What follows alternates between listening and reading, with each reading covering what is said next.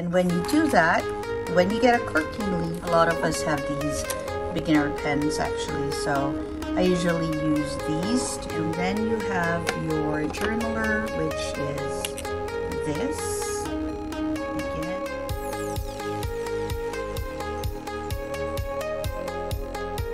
Hi everyone, this is Kai from Kikai Crafts, and I did this huge unboxing of a package sent to me by Esterbrook, and today I am back to share with you the writing experience. So this is going to be the review and all of that, the length comparison, writing sample, etc. of the Esterbrook Back to the Land collection. It is their newest collection, so you can see a lot of us sharing and talking a bit about it because it is an exciting launch and it is their biggest launch for the year. So there are 3 choices as to the colorways. There's Incredible Rock, which is a bit more brown. Actually, it's a lot more brown. Then you have your Funky Lake, which is a dark teal. And then you have what I will show you today, which is the Quirky Leaf. It's an olive, sort of a vintage olive with an orange pop of color. So when you receive your box, it'll look like this. As you can see, it is thoughtfully designed. You have Back to the Land with gold foil. You have all this vintage color going on. You have lovely stripes on the side, also gold foil. And then you have a little bit of the information about the collection at the back of the box. So it says something like, we're proud to introduce you to the new fountain pen world of Write Your Life with Us. And then it's Back to the Land. And it says, we are excited to offer these pens, each with its own story to tell. So you can write your adventure chapters with a tool that embodies the spirit of an unforgettable era. And it talks a little bit about Funky Lake and its blue body that evokes the serenity of lakes and places of refuge.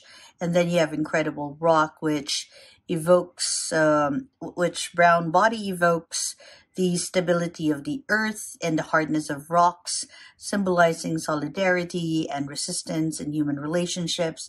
And then you have Quirky Leaf, which celebrates the diversity and vitality of nature. The vibrant green of this pen represents the flourishing flora that symbolize the desire for rebirth and connection with the natural environment. So in this particular colorway, we explore the playful side of nature and authenticity, celebrating beauty in its most extravagant forms. And then it talks about the 1970s, paying homage to the concept of Back to the Land. It has 3 colorways as mentioned, etc. Okay, so it's a drawer box, which means you have a tab here and you pull the drawer out. And when you do that, when you get a Quirky Leaf, this is what you get. When you get Funky Lake, you get an ink sample, and if you get the rock, Incredible Rock, you get an air freshener. So with Quirky Leaf, what you will get is a nib wipe, and with this nib wipe, you'll see that it comes in 3 layers. It's like terry cloth, and it has this sort of a tag that you can attach to any of your journaling cases. And right here you have the logo, and you have 3 layers of terry cloth. And the idea, of course, is that when you ink your pen, you just wipe the nib off here to clean it up after inking. Okay, now the packaging, as you'll see in my unboxing, is quite thoughtful. It'll come not just with any bed. I mean, the Esterbrook box is already quite nostalgic, but this one also builds functionality into the box itself. Oh, sorry, before I move forward, it does come with 1 cartridge. It's a cartridge converter. The one I have is a cartridge converter, although there is a button filler option as well, if that is something that you're interested in. Okay, so the bed of your pen is actually a ruler, and the pen holder, which is often like garter or plastic in some packaging, is actually a magnetic bookmark in this one.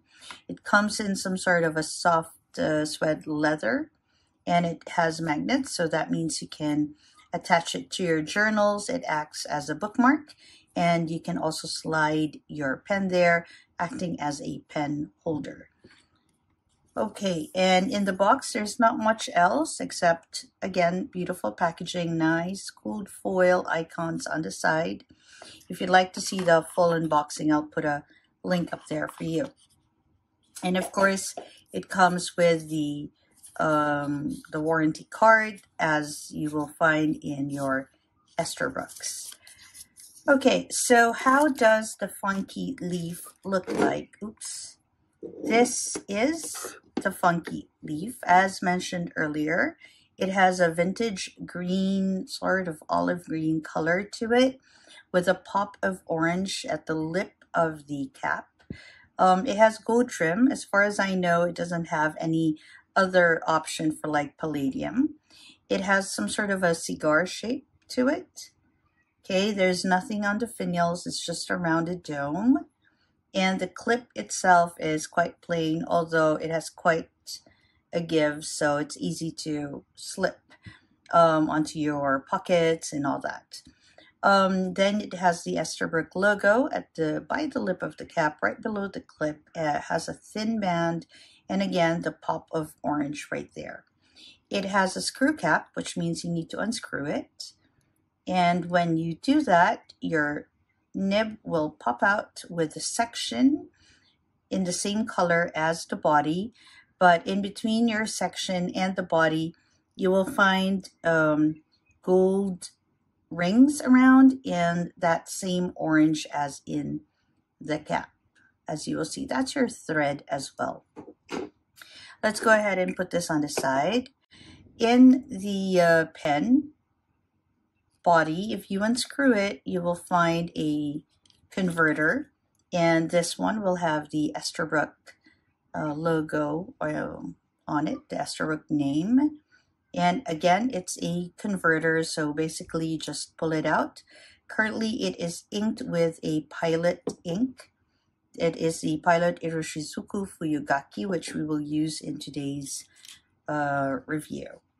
I find that it is a beautiful match in terms of matching that lovely pop of orange right there.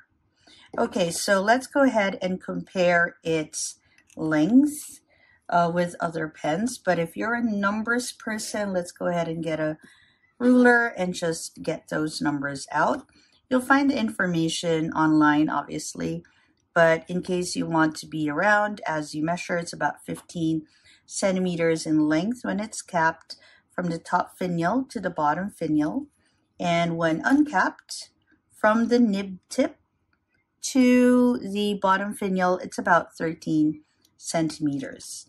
If you're a visual person and you want to see it compared with other pens that are common in collections, a lot of us have these beginner pens actually, so I usually use these to compare lengths with. So you have, well, some of them are in beginner, some in intermediate, but I'm pretty sure you have at least one of these. In case you're interested to get one of these STs, then you'll have an idea. So this is the same length as any other ST. So if you already have an Esterbrook, for example, I have an Esterbrook Nouveau Bleu, it'll be the same length, same dimension, same everything.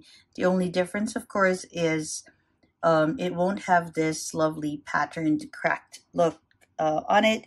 It'll have a solid color. All right, so compared to other pens, so here we have, okay, I think we should just put it arrange it according to height. Okay, so it is the longest of all these pens. You have your Conklin All-American, you have your Lamy Safari, this is the LX Marron. Then you have your Platinum 3776, your Sailor Pro Gear. You have your Pelican M200. This is a vintage Esterbrook, the Esterbrook dollar, if I'm not mistaken, and I wanted to show it to you just to show a little bit of the vintage pen's length in comparison.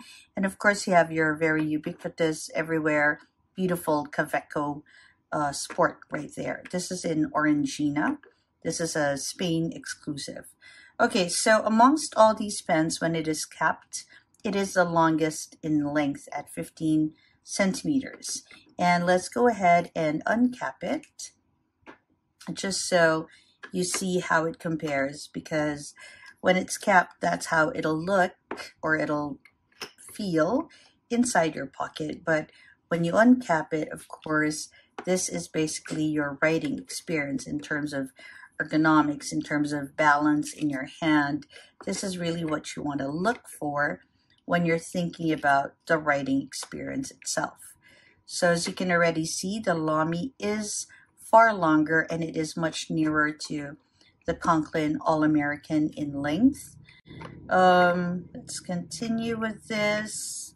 So vintage pens. Ooh, where's my nib? Oh, I moved the nib on this one. So we're going to keep it like that.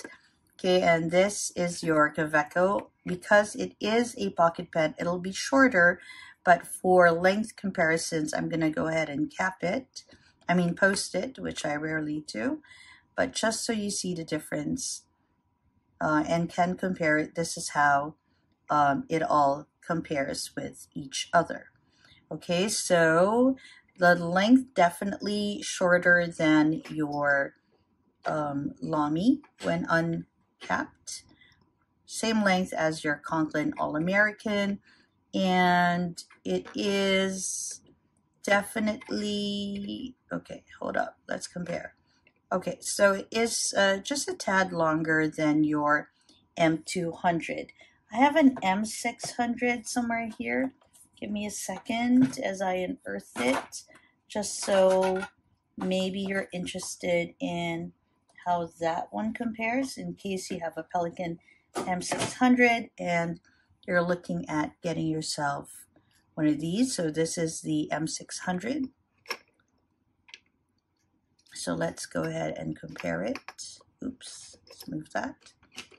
Okay, so it is just very, very, okay, it's slightly longer than your M600, as you can see right there.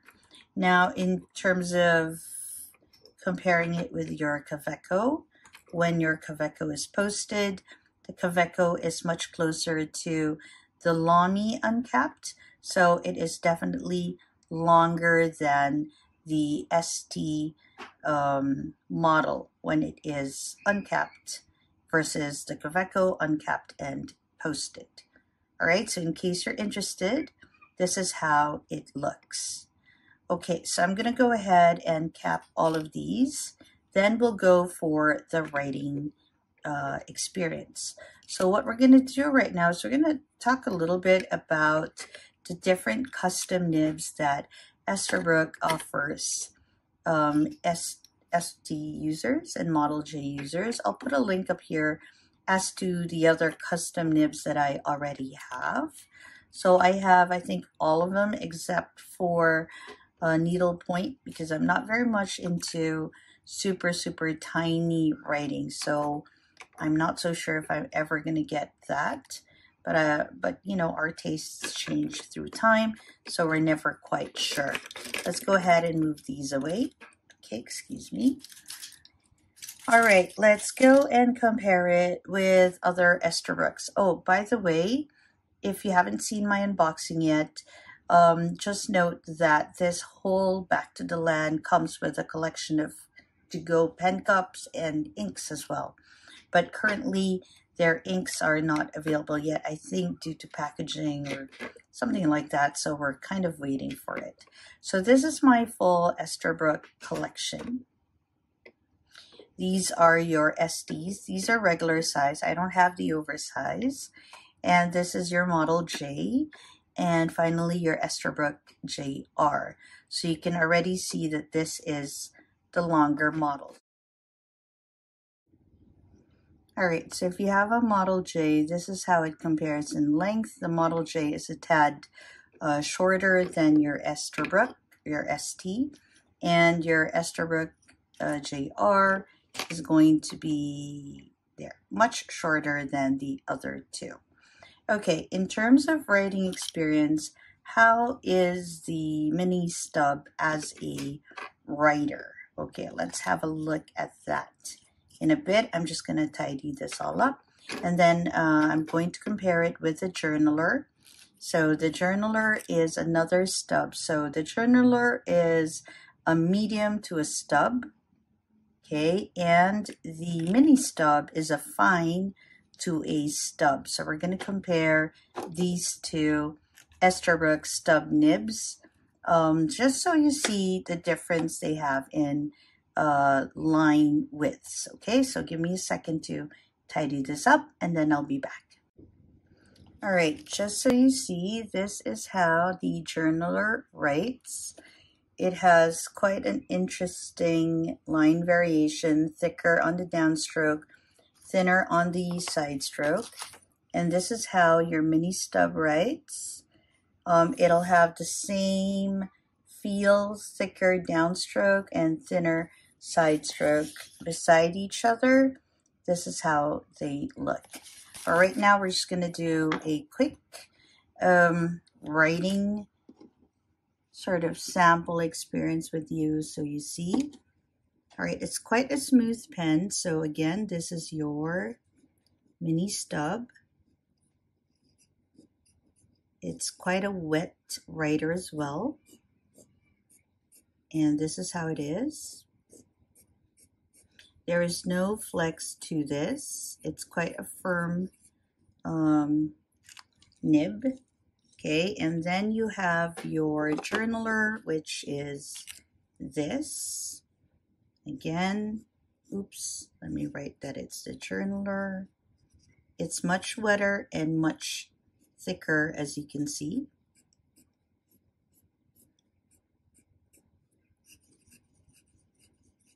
So if you like thicker lines, go for the journaler. And if you're into like thinner writing, but you're into stub nibs, then go for your Mini Stub. Both will not disappoint at all. It just really depends on your preference as a writer, on the size of the journals that you write on. Okay, so that's how it looks. Okay, and that would help you make a decision on which of these nibs you'd like to try. Both are quite good writers, as I mentioned, quite wet, and they do show off the properties of the ink. All right, so I do hope that this review will help you decide whether you'd like to get a Mini Stub or a journaler nib from Esterbrook. And again, please go ahead and enjoy their newest collection if this is something that intrigues you. There is a colorway for everyone to enjoy. This is Kai from Quirky Craft. I hope that wherever you are, you're having a great day or a restful evening. Bye, everyone.